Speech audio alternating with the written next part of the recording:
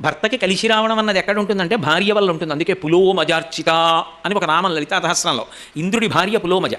ఆవిడ లలితాపరాభట్టారికా స్వరూపాన్ని ఆరాధిస్తుంది కాబట్టి ఇంద్రుడు ఎప్పుడూ ఇంద్ర పదవిలో ఉండగలుగుతున్నాడు. భార్య భర్తకి లక్ష్మీస్థానం. ఎలా? ఇక్కడ బొట్టు చేత. ఈ పాపట ప్రారంభ స్థానమునందు బొట్టు ఉండాలి. అందుకే పాపిడి కొండలు వాటి పేరు. గోదావరి మధ్యలో ఆ కొండ వస్తే గోదావరి పాపిడి తీసినట్టుగా, పాపట అంటే మధ్యలో గీతలా తీసి కురులను అటు ఇటు దువ్వుతారు. అలా దువ్వడం సీమంతోన్నయనము అన్న ఉత్సవానికి అర్థం ఏమిటంటే అది భర్త దువ్వాలి ఆ రోజున. అది కూడా ఎలా దువ్వాలి అంటే మామూలు దువ్విన పట్టుకొచ్చి దువ్వడం కాదు.